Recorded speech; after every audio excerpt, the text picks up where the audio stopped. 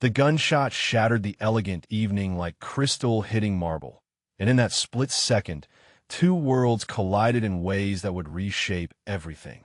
Whether you're watching from a bustling city or a quiet small town, you understand how quickly safety can become danger, how one moment can change absolutely everything. Jae and Kim have been discussing quarterly territory agreements over banchan and premium soju when the first man kicked through the restaurant's mahogany doors. The traditional Korean establishment, Harmony Garden, represented everything he valued about maintaining cultural roots while building an empire. Hand-painted screens depicting mountain landscapes separated intimate dining areas. The scent of searing bulgogi and steamed rice mingled with the subtle fragrance of chrysanthemum tea. Crystal chandeliers cast warm light over polished hardwood floors where his security team maintained careful positions near every exit. At 28, Jae commanded the Pacific Northwest operations of one of Seoul's most influential syndicates with the controlled precision of a master strategist. His charcoal Tom Ford suit was tailored to accommodate the shoulder holster he wore like a second skin. Silver cufflinks caught the light as he gestured, discussing shipping routes with the calm authority of someone who understood that power meant never raising your voice.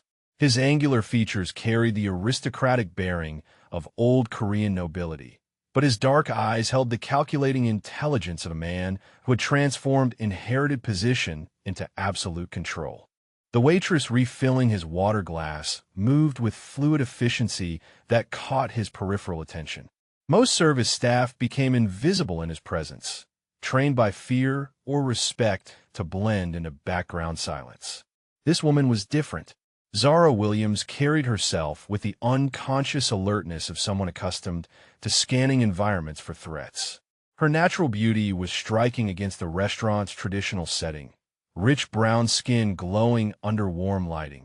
Her hair pulled back in a practical style that emphasized the elegant line of her neck. But it was her eyes that held his interest. They tracked movement patterns, noted exit routes, assessed the room with military precision disguised as professional attentiveness. She had been working at Harmony Garden for 6 months, invisible to most patrons but not to him. Jae noticed everything, and Zara Williams represented an anomaly that demanded attention. Former military, he had determined through discreet inquiry, though the details of her service record remained frustratingly classified. She moved through her shifts with competent grace, handling difficult customers with firm politeness and managing the controlled chaos of busy service with tactical efficiency. The attack came at precisely 9:47 p.m., during the dinner rush when every table held families celebrating, couples sharing intimate conversations, business associates conducting quiet negotiations.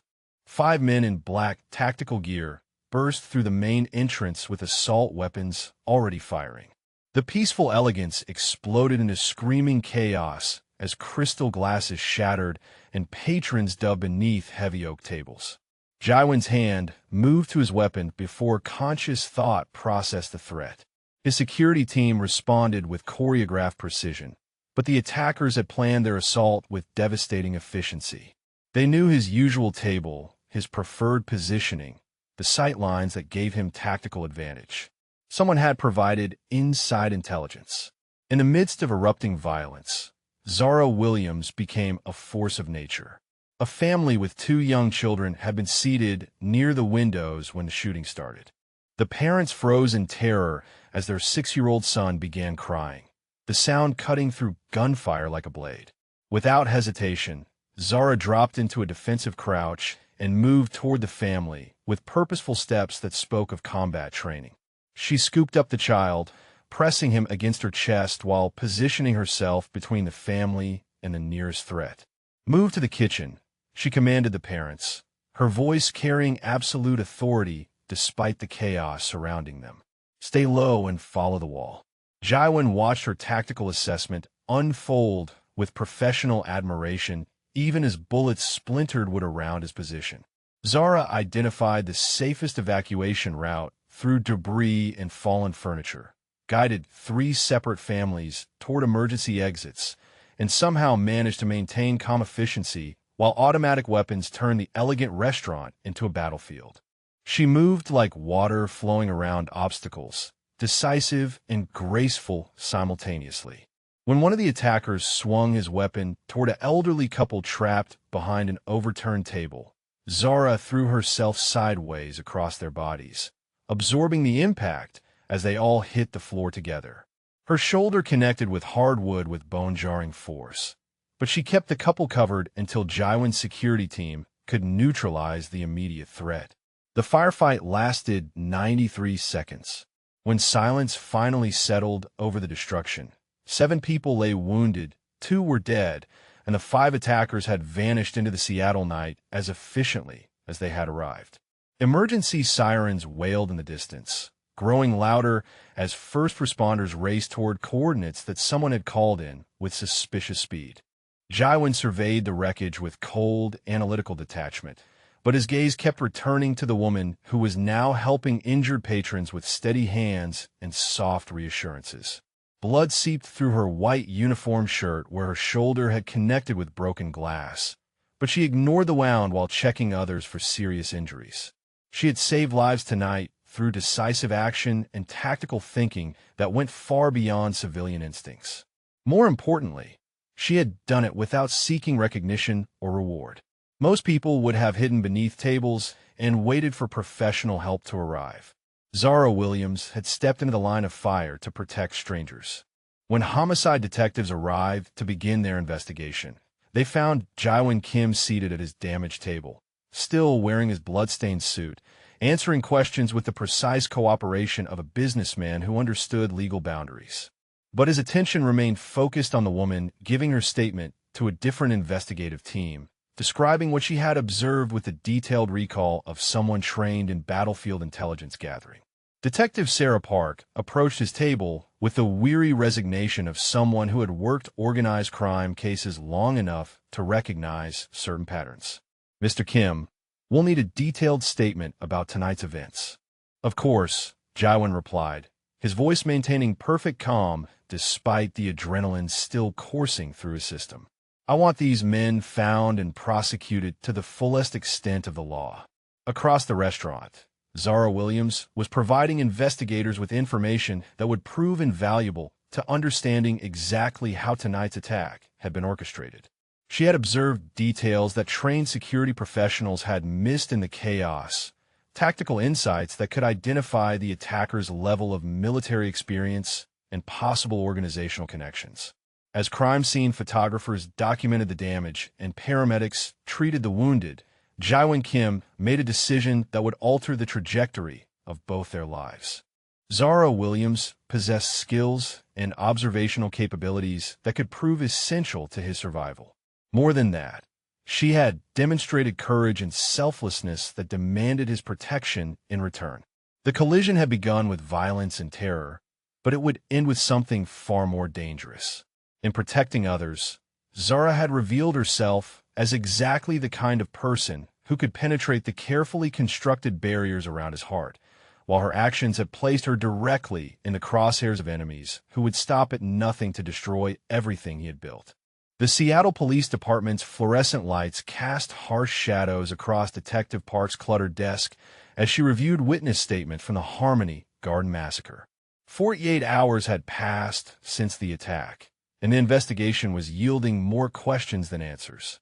5 professional shooters had vanished without leaving a single piece of useful evidence, their tactical precision suggesting military or specialized training that elevated this from random violence to calculated assassination attempt. Jaiwan Kim stood at the floor-to-ceiling windows of his downtown penthouse office, watching morning fog roll off Elliott Bay, while his security chief delivered the overnight intelligence report.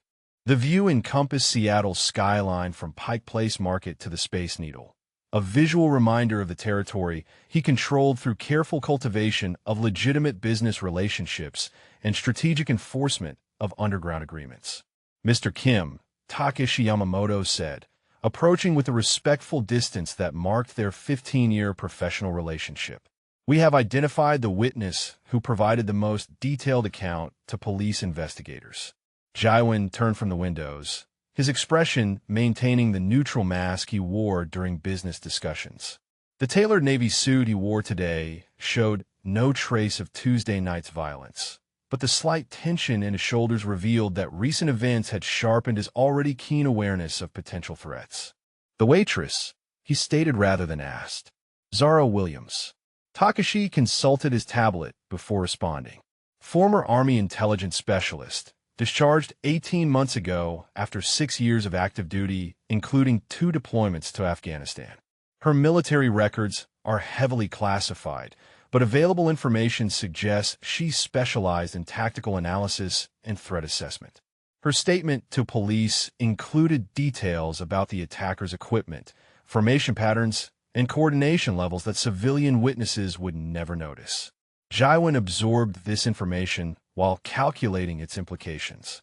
Military intelligence training explained the alertness he had observed, the way she moved through environments with constant situational awareness, the decisive action she had taken during the attack. More importantly, it suggested she possessed analytical skills that could prove invaluable for understanding how his enemies had orchestrated Tuesday's assault. "What else?" he asked.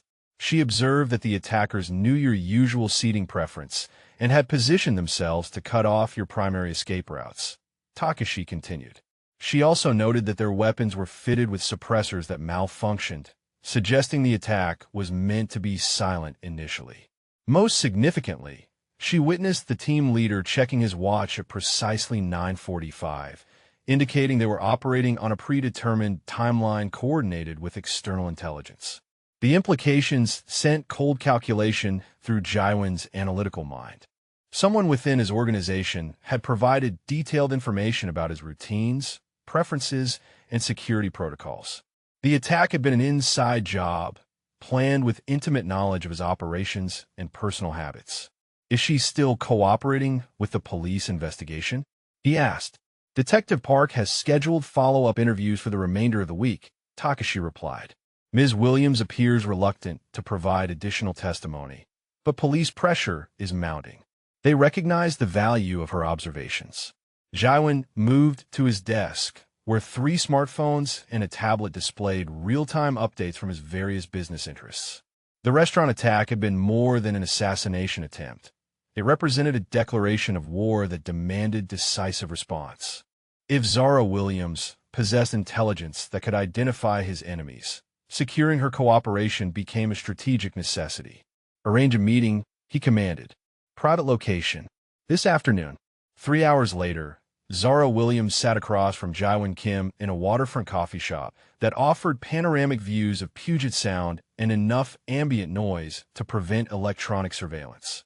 She had agreed to the meeting with visible reluctance, her military training evidently warring with civilian instincts that recognized danger in accepting invitations from men like him. She wore dark jeans and a burgundy sweater that complemented her rich skin tone, her natural beauty striking even without the formal presentation required by restaurant service. But it was her posture that held his attention. She sat with her back to the wall, positioned to observe both entrances, her hands resting casually on the table in a way that allowed quick movement, if necessary. "Ms. Williams," he began, offering a slight nod of acknowledgement. "Thank you for agreeing to meet." Her dark eyes studied his face with the analytical intensity he remembered from Tuesday night. "Mr. Kim, I assume this conversation relates to what happened at the restaurant." The directness in her voice confirmed his assessment of her character. No games, no pretense, no attempt to flirt or manipulate. She understood the situation and wanted to address it efficiently. "The police have asked you to provide additional testimony about what you observed," he said, framing the statement as fact rather than question. "They have," she confirmed. "I told them everything I saw during the attack." "But not everything you understood about what you saw," Jaiwan replied, watching her reaction carefully. Zara's expression shifted slightly, revealing the first crack in her composed exterior. Her military background had taught her to assess tactical situations with professional detachment, but civilian life had not prepared her for navigating the complex moral territories where organized crime intersected with law enforcement. "I don't know what you mean," she said, but the slight hesitation before responding confirmed that she was indeed withholding information. You recognize that the attack was professionally coordinated, Jaiwin continued, his tone remaining conversational despite the weight of his words. You observed evidence suggesting inside intelligence was used to plan the assault. You understand that Tuesday night was not random violence, but a targeted assassination attempt. Zara's jaw tightened almost imperceptibly. Assuming that's true, what business is it of mine? The question revealed both her intelligence and her moral struggle. She wanted to distance herself from his world, while remaining true to principles that demanded she not ignore evidence of serious crimes. It becomes your business when your cooperation could prevent additional violence, he replied. The men who attacked the restaurant will try again. Next time, innocent families might not be as fortunate as they were Tuesday night. The reminder of the children she had protected struck home with visible impact. Zara's expression softened slightly as she processed the implications of his words. "What are you asking me to do?" she said finally. "Share what you observed with someone who can act on the information more effectively than Seattle police," Jaiwin replied. "Help identify who planned Tuesday's attack so appropriate measures can be taken to prevent future incidents." The euphemism for violent retribution hung between them like an unspoken contract. Zara understood exactly what kind of appropriate measures his world employed, but she also understood that traditional law enforcement lacked the resources to penetrate organized crime networks deeply enough to prevent escalation. "In an exchange?" she asked. "In exchange, you accept my protection while this situation resolves," he replied. "The people responsible for Tuesday's attack know you provided detailed information to police investigators. That knowledge makes you a potential target." The offer contained obvious manipulation, but it also contained undeniable logic. If criminal organizations were willing to assault a public restaurant to eliminate him, they would certainly target civilian witnesses who could compromise their operations. "Protection means what exactly?"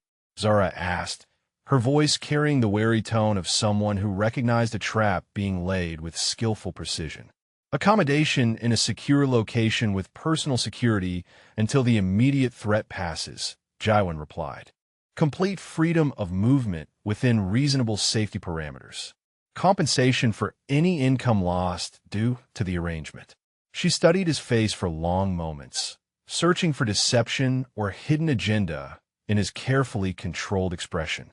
Her military experience had taught her to read people under stress, and she was applying those skills to assess the man who represented everything her training had warned her about. "How long?" she asked. "Until the threat is neutralized," he replied. "Days, possibly weeks." Zara's internal struggle played across her features as she weighed survival instincts against fierce independence. She had left military service specifically to avoid situations where powerful men made decisions about her life, but current circumstances offered limited alternatives. "I need guarantees," she said finally. "Complete personal autonomy, except where security concerns are legitimate. No interference with my ability to leave if I choose. And full disclosure about what you learn from any information I provide." Her terms revealed both practical intelligence and uncompromising strength. She would accept protection, but only as an equal partner rather than a dependent asset. "Agreed," Jaiwin replied without hesitation. The speed of his acceptance surprised her, suggesting that her conditions aligned with his intentions rather than representing concessions he was forced to make. "All right," she said, extending her hand across the table. "But understand that I'm trusting you to keep your word about this arrangement being temporary and voluntary." When their hands touched, Jaiwin felt the calluses on her fingers that spoke of weapons training and manual labor, the firm grip that suggested she was accustomed to holding her own in situations where weakness invited exploitation. More than that, he felt an unexpected jolt of awareness that had nothing to do with business necessity and everything to do with the woman whose courage and intelligence had already begun to penetrate defenses he had spent years perfecting. The contract was sealed, but neither of them understood yet how profoundly it would transform the careful boundaries they had both constructed around their hearts. The compound sprawled across 15 acres of secluded Mercer Island waterfront, hidden behind towering evergreens and sophisticated security systems that monitored every approach route. Traditional Korean architecture blended seamlessly with modern defensive features, creating an environment that felt simultaneously peaceful and impenetrable. Stone pathways meandered through carefully maintained gardens where koi swam in tranquil pools, while discreet camera positions tracked movement without disrupting the aesthetic harmony. Zara Williams stood at the floor-to-ceiling windows of her guest suite, watching dawnlight filter through morning mist rising off Lake Washington. The accommodations Jiwon had provided exceeded any hotel she had ever experienced. Silk wallpaper in subtle gold patterns complemented hardwood floors covered with museum-quality Persian rugs. The bedroom featured a king-sized bed with Egyptian cotton linens, while the sitting area offered leather furniture arranged around a marble fireplace. Fresh orchids adorned every surface, their delicate fragrance mingling with the scent of sandalwood that seemed to permeate the entire compound. Despite the luxury surrounding her, sleep had proven elusive during her first night in protective custody. Military training had conditioned her to remain alert in unfamiliar environments, but the hypervigilance went deeper than professional habit. Jiwon Kim represented a fundamental challenge to everything she thought she understood about power, control, and the kind of man who commanded empires built on violence and fear. A soft knock interrupted her morning contemplation. "Come in," she called, turning from the windows as a woman in her 50s entered carrying a silver tea service. "Good morning, Miss Williams," the woman said with a warm smile that reached her eyes. "I am Mrs. Chun, the household manager. Mr. Kim requested that I prepare traditional Korean breakfast if you are interested, but I can arrange anything you prefer." The offer contained no pressure or expectation, simply consideration for her comfort and dietary preferences. Zara found herself surprised by the thoughtfulness, having expected the calculated courtesy of staff trained to manage prisoners rather than guests. "Korean breakfast sounds wonderful," she replied. "Thank you for the consideration." Mrs. Chin's smile broadened with genuine pleasure. "Excellent. Mr. Kim typically takes his morning meal in the garden pavilion at 7:30. You are welcome to join him, or I can serve you privately here if you prefer." The choice felt significant beyond its surface simplicity. Eating alone would maintain distance and emotional barriers, while sharing a meal would acknowledge that their arrangement extended beyond pure business necessity. The garden pavilion sounds lovely, Zara decided. 30 minutes later, she followed stone pathways through meticulously landscaped gardens toward a traditional Korean pavilion situated beside the largest of the compound's koi ponds. Morning sunlight filtered through latticework screens, creating patterns of light and shadow that danced across polished wooden floors. The air carried the gentle sound of water moving over stones and the subtle fragrance of jasmine blooming along carefully maintained borders. Jiwon Kim knelt at a low table set for two, his posture reflecting years of disciplined practice in traditional forms. He wore dark slacks and a white dress shirt with sleeves rolled to reveal forearms marked by a single scar that disappeared beneath his cuff. His dark hair was perfectly styled despite the early hour, and his expression carried the controlled alertness she was beginning to recognize as his default state. "Good morning," he said, rising to his feet with fluid grace. "I hope you slept well." "Well enough," she replied, accepting the cushion he indicated across from his position. "The accommodations are beautiful. I am pleased you find them comfortable," he said, settling back into his place with the easy familiarity of long-established routine. The table held an array of small dishes featuring kimchi, seasoned vegetables, grilled fish, and steamed rice, along with ceramic cups for the fragrant tea Mrs. Chun had prepared. Everything was presented with the aesthetic precision that seemed to define every aspect of his environment. As they began eating, Zara found herself studying the man across from her with the analytical curiosity that had served her well during military intelligence work. The controlled elegance of his movements suggested martial arts training, while the way he handled chopsticks spoke of cultural authenticity rather than affectation. But it was his eyes that intrigued her most.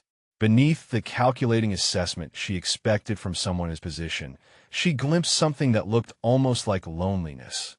"You maintain traditional customs despite living in America," she observed, genuinely curious about the cultural choices that shaped his daily routine. Jaiwan paused in his eating, considering her question with the seriousness it deserved. "My grandfather established our family presence in Seattle 40 years ago, but he never forgot that honor and discipline transcend geography. These practices connect me to principles that remain constant regardless of the complexity of modern circumstances." The answer revealed more about his character than she had expected. Behind the criminal empire and calculated violence lay a man who valued continuity, tradition, and the kind of moral framework that could coexist with brutal pragmatism. "Your grandfather built what you now control?" she asked, recognizing that personal questions ventured into potentially dangerous territory. "He established the foundation," Jaiwan replied, his tone remaining conversational despite the sensitive subject matter. "I have expanded operations according to changing opportunities and emerging threats. The work requires constant adaptation while maintaining core principles." The euphemistic language could not disguise the reality of his business, but Zara found herself responding to the evident pride he took in honoring family legacy while building something larger than what he had inherited. Their conversation was interrupted by Takashi approaching the pavilion with a measured urgency that indicated important developments without immediate crisis. "Mr. Kim," he said with a respectful bow, "the morning intelligence briefing is ready when convenient." Jaiwan glanced at Zara with an expression that seemed to weigh multiple considerations before responding. "Please proceed with the briefing here, Takashi. Ms. Williams may provide valuable perspective on certain matters." The decision to include her in sensitive discussions represented a significant gesture of trust that was not lost on either of them. Zara felt a complex mixture of appreciation and wariness as Takashi opened his tablet and began his report. "Surveillance footage from Tuesday evening has been analyzed by our technical team," Takashi said, his tone maintaining professional neutrality. "The attack was coordinated with precision that suggests extensive advanced planning and inside intelligence about security protocols." He activated his tablet's projection function, displaying architectural diagrams of the restaurant with attack patterns overlaid in red lines that traced the movements of each assailant. "Ms. Williams," Takashi continued, "would you review these movement patterns and share your assessment of the attacker's tactical coordination?" Zara studied the projected data with the focused attention she had once applied to enemy position analysis in Afghanistan. The patterns revealed sophisticated understanding of defensive positioning, escape route prioritization, and engagement timing that exceeded typical criminal capabilities. This level of coordination suggests military or specialized law enforcement training, she said finally. They moved like a unit that had rehearsed this specific scenario multiple times. More concerning, they knew exactly where your security team would be positioned and how they would respond to different threat scenarios. The implications hung heavy in the morning air. Someone with intimate access to Jaiwan's protection protocols had provided detailed intelligence to his enemies. "Your assessment confirms our preliminary conclusions," Jaiwan said, his voice carrying the cold edge that emerged when discussing threats to his organization.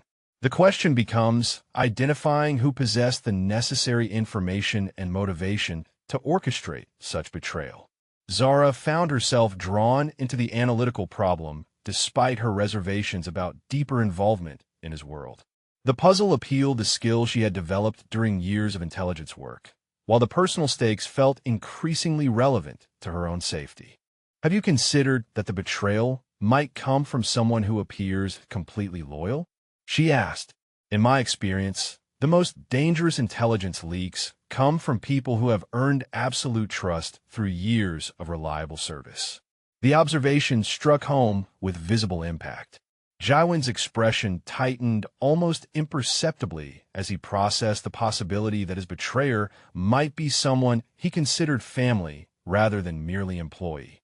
Their strategic discussion was interrupted by the subtle chime of an encrypted phone. Jaiwin answered with the controlled attention he brought to all business communications. "Understood," he said after listening for several minutes. "Implement Protocol 7 immediately and maintain surveillance on all suspected individuals." When he ended the call, his expression had shifted into the mask-like neutrality she was beginning to recognize as preparation for violence. "Additional threats have been identified," he said, addressing both Takashi and Zara. "Our intelligence networks have intercepted communications suggesting another assault is being planned for this weekend." The news sent analytical alertness through Zara's military-trained instincts, but it also triggered something deeper and more personal. During their morning conversation, she had begun to see Jaiwin as more than a dangerous criminal who had negotiated her cooperation. The prospect of him facing additional attempts on his life generated concern that had nothing to do with her own safety and everything to do with emotions she was not yet ready to examine. "What kind of assault?" she asked, her voice steady despite the acceleration of her pulse. "Intelligence suggests a coordinated attack on this location," Jaiwin replied. "The individuals responsible for Tuesday's restaurant assault appear to have escalated their operations in response to increased security measures." The compound suddenly felt less like a sanctuary and more like a target, but Zara found herself calculating defensive advantages rather than escape options. Her military training automatically began assessing fields of fire, fortified positions, and communication protocols that could maximize their tactical effectiveness. "You have contingency plans for defending this location?" she asked. "Comprehensive defense protocols have been developed and regularly updated," Takashi replied. "However, Ms. Williams' tactical expertise could provide valuable insights for optimizing our preparedness." The request felt like a test of trust and capability simultaneously. Zara understood that contributing to defensive planning would deepen her involvement in Jaiwin's dangerous world, while potentially saving lives if violence materialized as predicted. "I would need to conduct a full security assessment," she said finally. "Evaluate sightlines, defensive positions, communications infrastructure, and coordination protocols." Jaiwin studied her with the intensity she was becoming accustomed to, but this time his expression carried something warmer than pure calculation. "Your expertise would be invaluable," he said, and the sincerity in his voice suggested that her value extended beyond tactical contributions. As they concluded breakfast and began planning comprehensive security improvements, Zara realized that her emotional resistance to Jaiwin Kim was eroding with dangerous speed. Behind the carefully controlled exterior of a criminal leader, she glimpsed a man who honored tradition, protected those under his care, and carried the burden of constant threat with dignity and strength. More troubling, she was beginning to understand that he saw her as more than a useful asset or temporary protectee.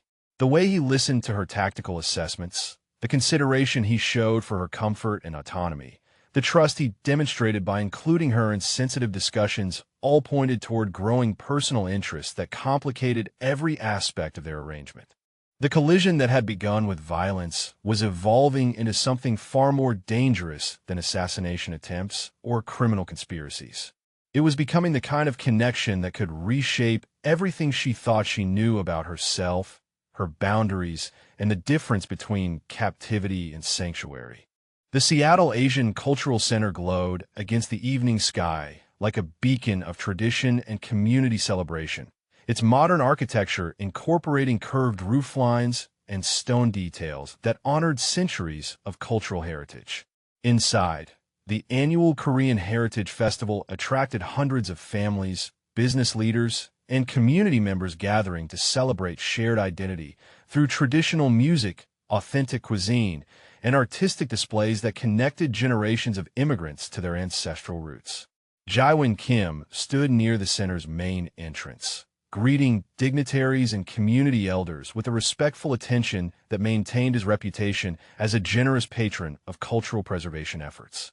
His presence at such events served multiple purposes beyond genuine appreciation for traditional arts.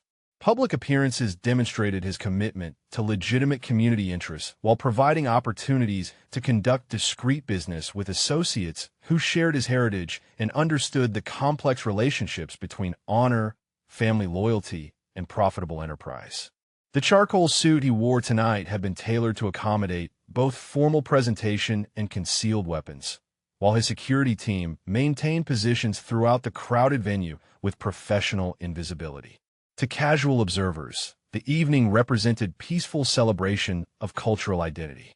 To trained eyes, it offered numerous tactical challenges that made comprehensive protection nearly impossible without destroying the event's welcoming atmosphere. Zara Williams moved through the crowd with fluid grace that allowed her to observe security protocols while appearing to enjoy the cultural presentations.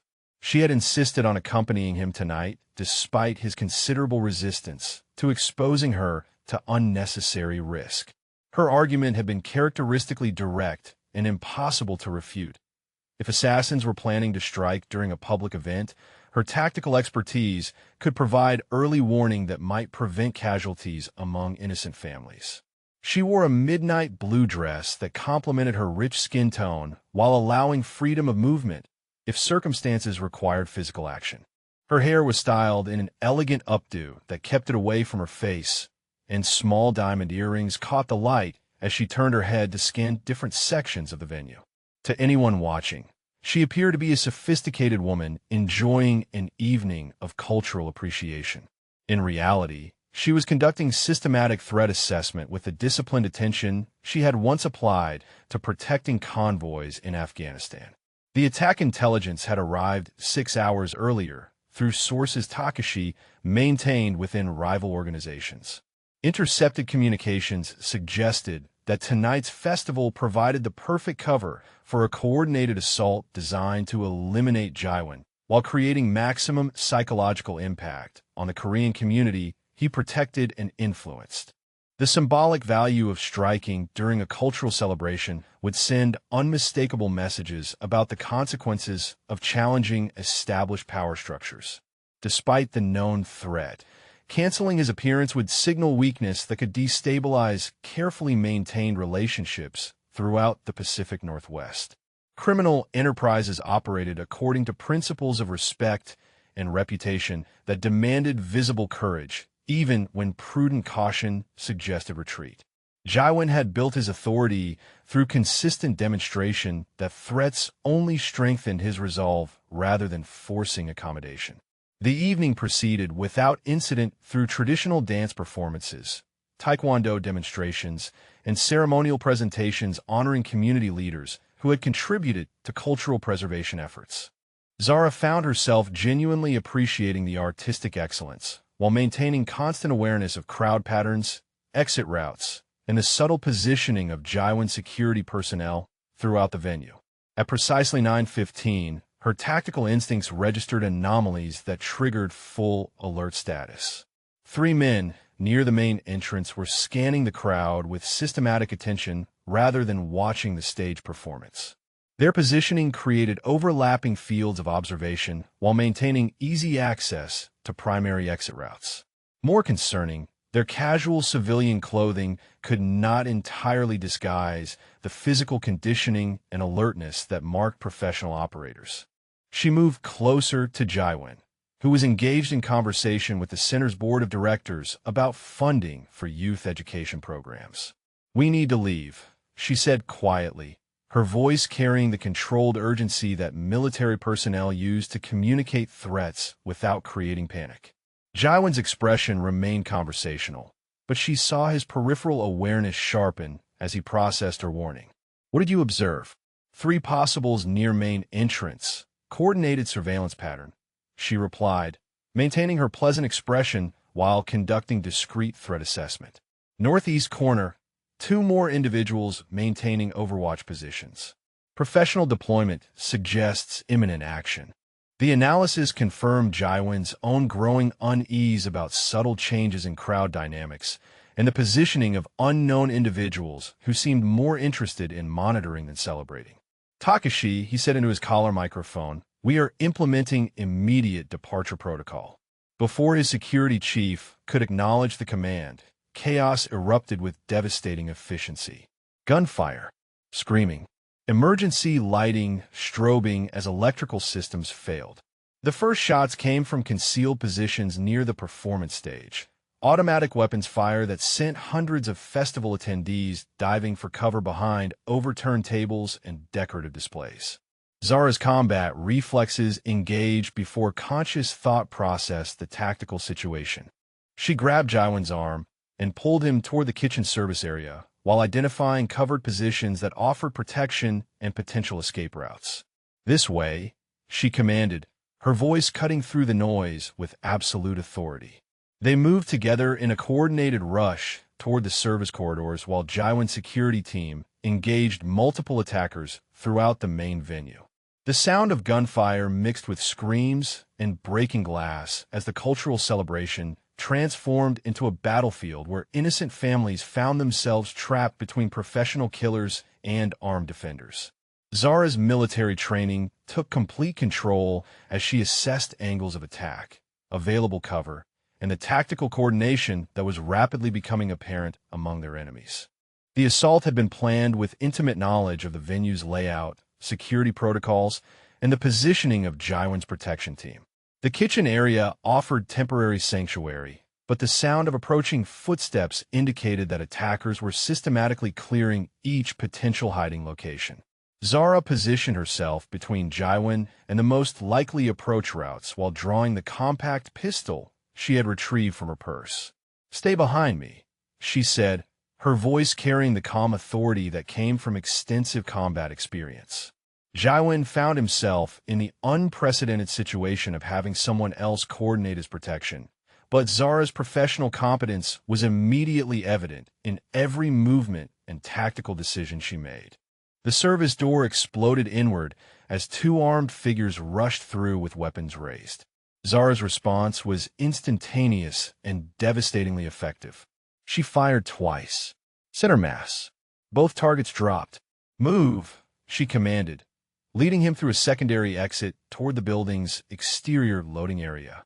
Outside, the situation deteriorated rapidly as additional attackers emerged from concealed positions around the cultural center's perimeter.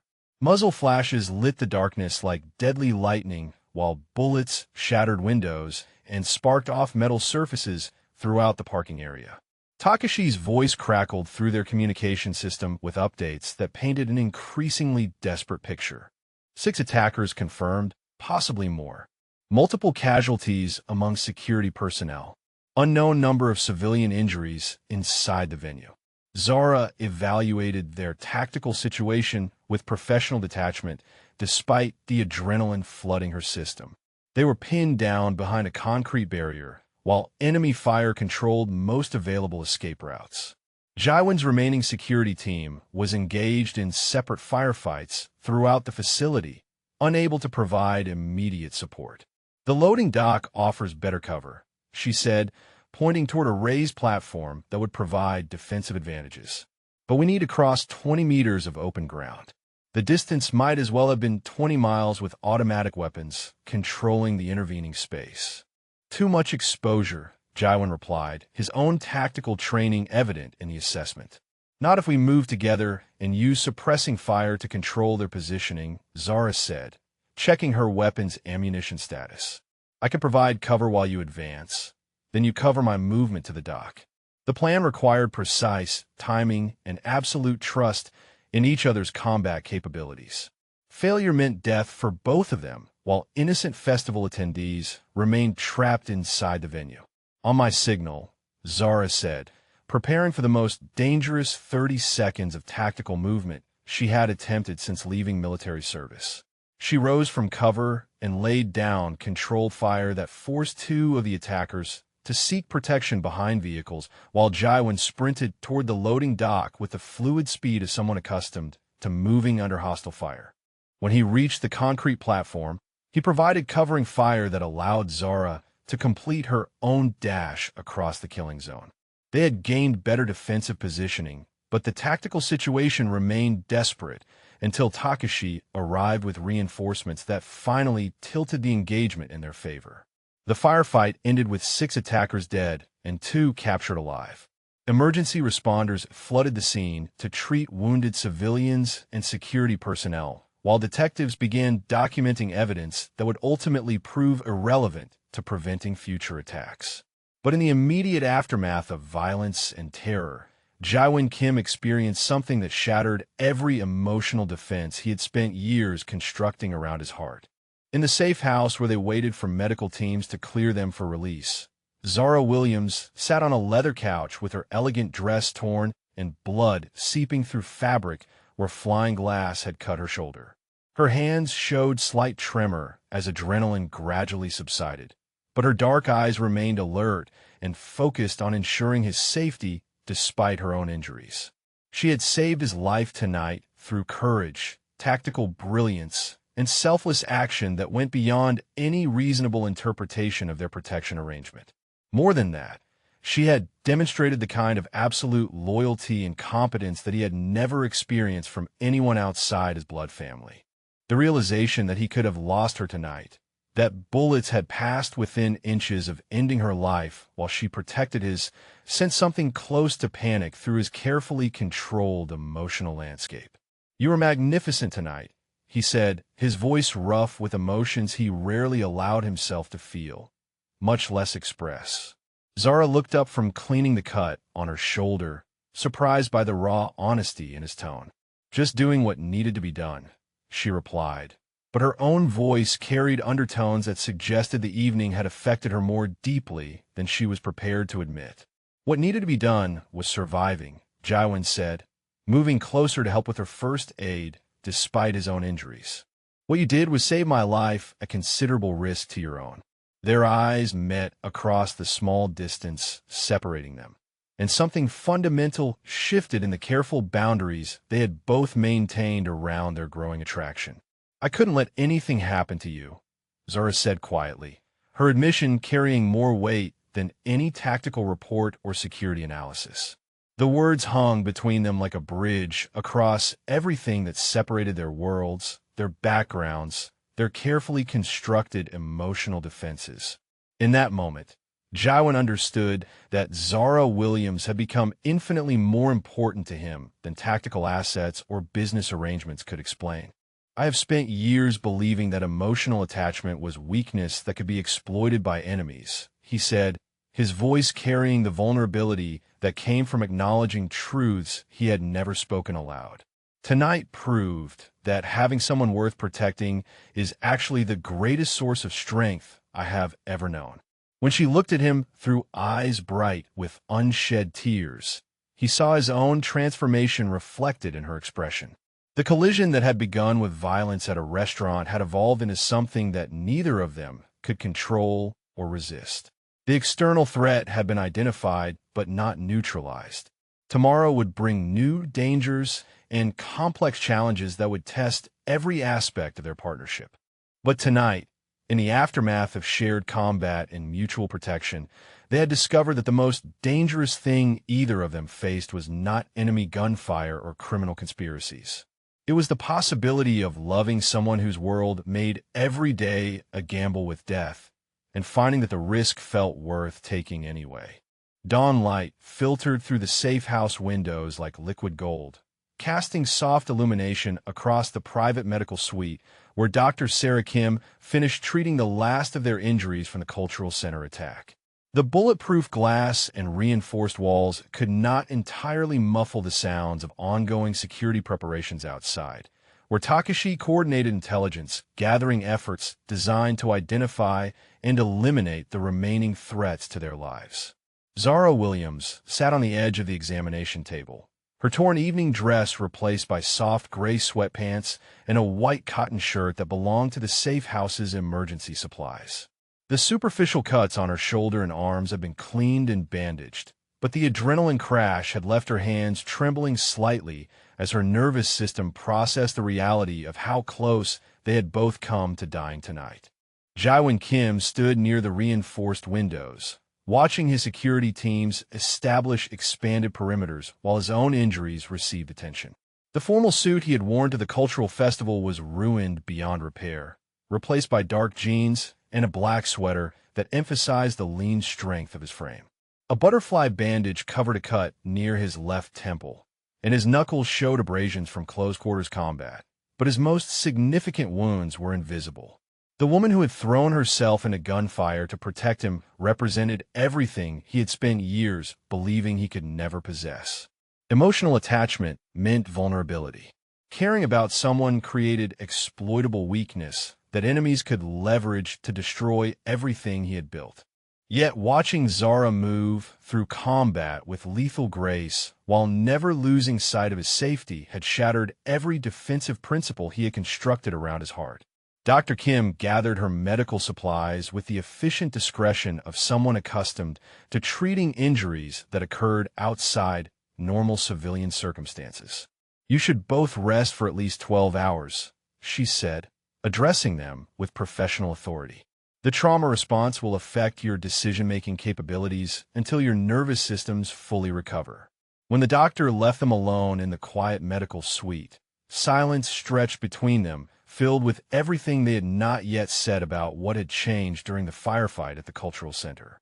The careful boundaries that had governed their arrangement since the restaurant attack no longer seemed relevant or sustainable. "I need you to understand something," Zara said finally, her voice carrying the steady determination that had emerged during combat. "What happened tonight was not just tactical support or professional obligation." Jaiwin turned from the windows to give her his complete attention, recognizing that whatever she was about to reveal would fundamentally alter the terms of everything between them.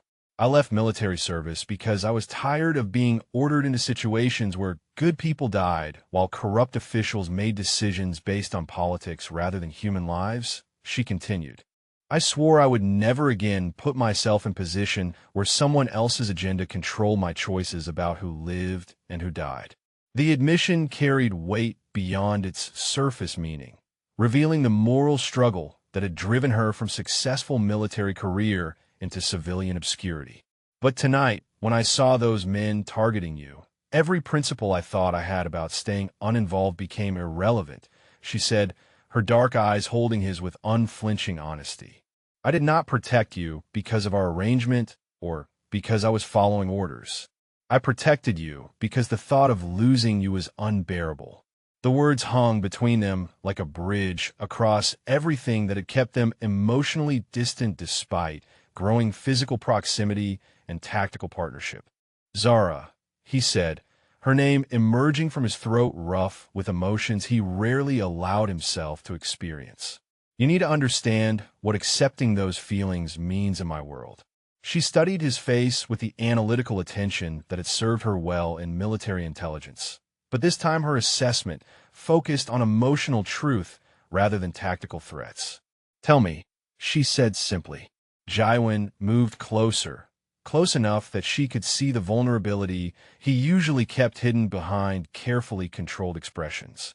"I was 7 years old when my father was killed by men who used my mother as leverage to force him into an impossible choice between family safety and organizational loyalty," he said, his voice carrying the controlled pain of memories he had never shared with anyone. "He chose family, and they murdered him anyway before selling my mother into circumstances that destroyed her completely." The revelation explained the rigid control he maintained over every aspect of his life, the way he had built emotional walls that protected him from the kind of devastating loss that had shaped his childhood understanding of love as weakness. "I learned that caring about someone gives enemies the power to destroy everything you value," he continued. "For 20 years, I have structured my entire existence around never providing that kind of leverage to anyone who might use it against me." Zara understood immediately why her growing importance to him represented both profound gift and existential threat to the principles that had kept him alive and powerful in a world where emotional attachment could prove fatal. "But tonight, when bullets were flying around you and I realized how completely my life has become centered on your safety and happiness, I discovered something that changes everything," he said, reaching out to touch her face with fingertips that trembled slightly. "Losing you would destroy me more completely than any enemy ever could." which means that protecting you has become more important than protecting myself. The admission represented total surrender of the emotional armor that had defined his adult identity, offered to a woman who had already demonstrated that she understood both the value and the cost of such vulnerability. "Jaiwan," she whispered, her own voice breaking slightly as she processed the magnitude of what he was offering. "I love you," he said, the words emerging with the quiet intensity of someone finally speaking a truth that had been building since the moment she had stepped between him and danger at the restaurant. "I love your courage, your intelligence, your refusal to be intimidated by my world while maintaining your own moral boundaries. I love the way you challenge me to be better than the man circumstances force me to become." Tears tracked down her cheeks as she absorbed the declaration that dissolved every remaining barrier around her own heart. "I love you too," she replied, reaching up to cover his hand with her own. "I love your strength, your loyalty to people under your protection, the way you honor tradition while adapting to meet new challenges. I love that you trusted me enough to let me fight beside you tonight." When their lips met, the kiss carried all the desperate relief of survival, the gratitude of protection freely given and received, and the surrender to feelings that had grown too powerful to resist any longer. When they separated, Jaiwan's expression had shifted into the focused determination that emerged when he made decisions that would reshape fundamental aspects of his life. "Our original arrangement assumed this situation would be temporary," he said, his tone carrying the formality of someone negotiating the most important contract of his existence. "But I find myself hoping you might consider making it permanent." Zara studied his face with growing understanding of what he was offering and what it would mean for both their futures. "What exactly are you proposing?" she asked. "Marriage," he replied without hesitation. "Complete partnership in everything I do. Equal voice in all decisions that affect our shared life. Your tactical expertise integrated into my security operations as full partner rather than temporary consultant." The proposal represented everything she had learned to value about him. He was not asking her to subordinate herself to his authority or abandon her own capabilities. Instead, he offered true partnership that would honor both their strengths while creating something stronger than either could achieve alone. "And the danger?" she asked, because honesty demanded acknowledgement of the reality they would face together. "Will always exist," he admitted. "But tonight proved that we are stronger together than either of us is alone. Your skills complement mine in ways that make us nearly impossible to defeat if we remain united." Zara considered the offer with the same systematic analysis she had once applied to military missions that could determine life and death for entire units.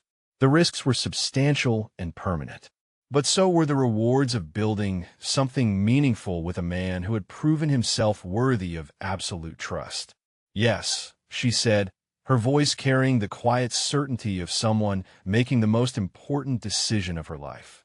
The word transformed everything between them, dissolving the last remnants of the protection arrangement that had brought them together and replacing it with chosen commitment that would define their shared future. As they held each other in the quiet aftermath of mutual surrender, both understood that tomorrow would bring the final confrontation with enemies who threatened everything they had discovered in each other.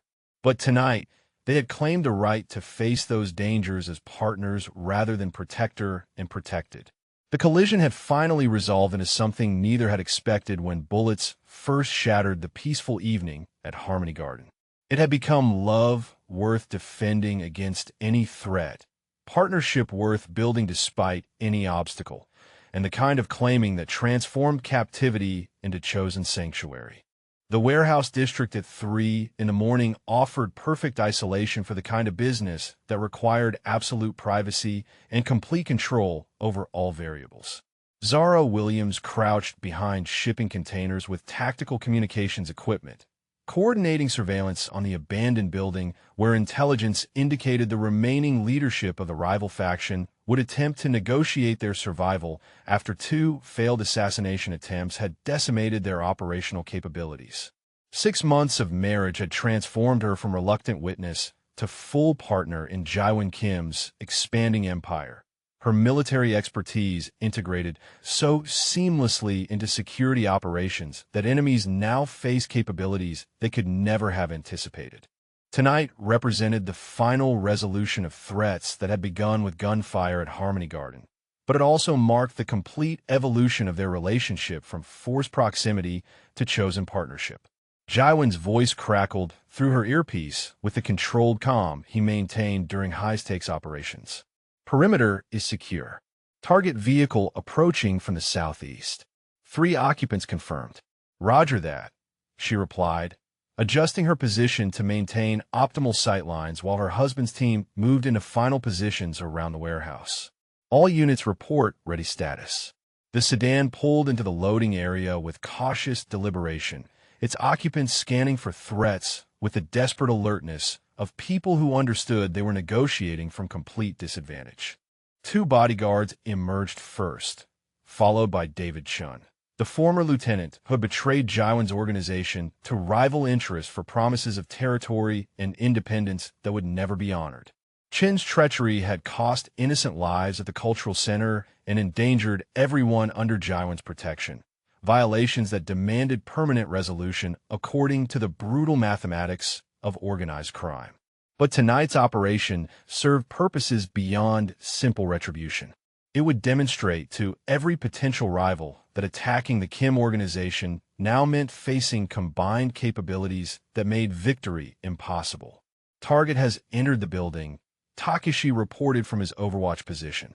Beginning electronic surveillance. The warehouse had been prepared with recording equipment that would document every admission of guilt before final justice was administered. Evidence mattered for maintaining relationships with law enforcement contacts who required plausible legal frameworks for ignoring certain activities. Zara monitored multiple surveillance feeds, while coordinating tactical communications that kept all team members informed of developing threats and opportunities.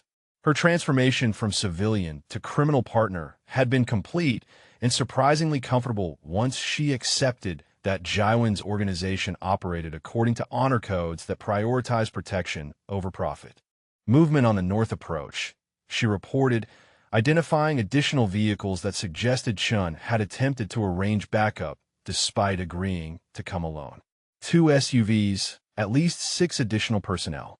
The betrayal continued even during negotiations meant to discuss surrender, confirming that Chun possessed neither honor nor intelligence sufficient to recognize when he had lost completely.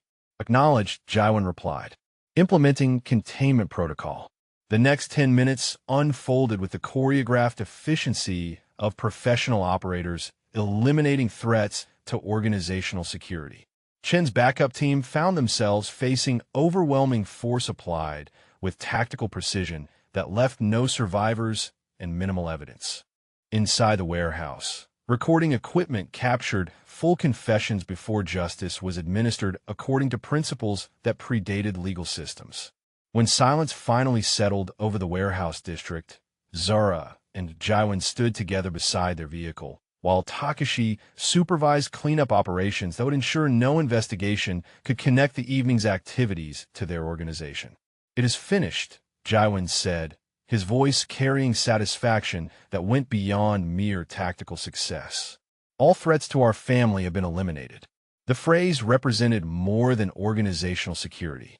During their months of marriage, Zara had become pregnant with their first child, adding new dimensions to protection requirements and future planning that made every security decision personal rather than merely strategic. She placed her hand over the slight curve of her abdomen where their son grew safely, protected by walls of money, loyalty, and lethal competence that made their compound the safest place in the Pacific Northwest for raising a family. Our son will grow up knowing his heritage from both sides, she said, thinking about the cultural integration they had achieved through combining her African-American traditions with his Korean customs. Strong, protected, and free to choose his own path. The wedding ceremony 6 months earlier had honored both their backgrounds through rituals that celebrated difference while creating unity. Traditional Korean hanbok and African kente cloth had been woven together into something beautiful that represented their shared future rather than separate pasts. Jaiwin's business operations had evolved to incorporate Zara's strategic insights while maintaining the honor codes that governed every aspect of their professional activities. She had discovered that organized crime, when conducted according to principles of loyalty and protection, offered opportunities to build something meaningful while defending people who deserved safety but could not protect themselves. The drive back to their compound took them through Seattle neighborhoods that represented territory they protected through careful balance of legitimate business investment and strategic enforcement. Community centers, family restaurants, and cultural organizations flourished under their influence, while potential threats learned to seek opportunities elsewhere. At home, they walked through gardens where koi swam in moonlit pools while security systems maintained invisible barriers against any remaining enemies. The traditional pavilion where they had shared their first breakfast now held a crib where their son would soon sleep, surrounded by beauty, tradition, and absolute safety. Mrs. Chun had prepared tea service in the main house, along with late dinner that honored both Korean and Southern comfort food traditions that had become part of their daily routine.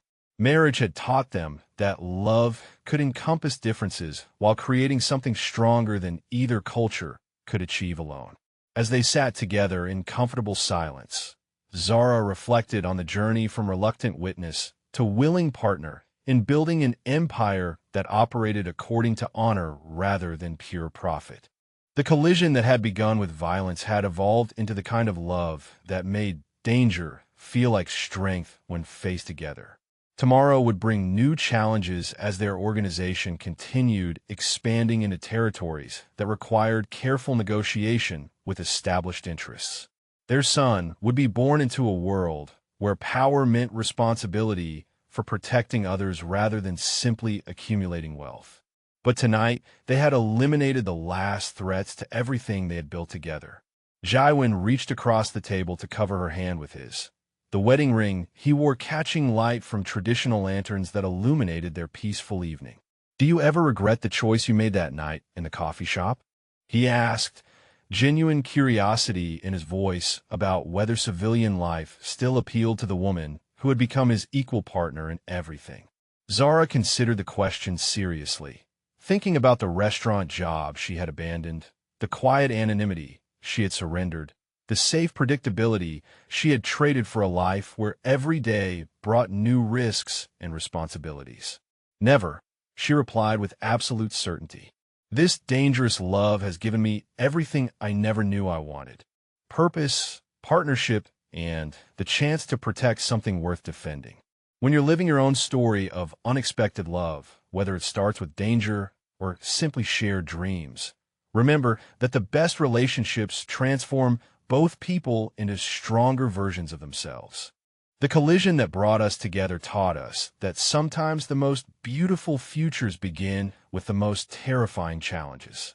Their son kicked against her ribs as if agreeing with her assessment, already strong and determined like both his parents. 9 months from now, the compound would echo with different sounds as the next generation began learning about honor, tradition, and the kind of love that makes any sacrifice feel worthwhile. The dangerous world that had once threatened to destroy them had become their shared sanctuary, protected by absolute devotion and tactical excellence that made their partnership unbreakable. The cage had indeed become a chosen sanctuary, but more than that, it had become home.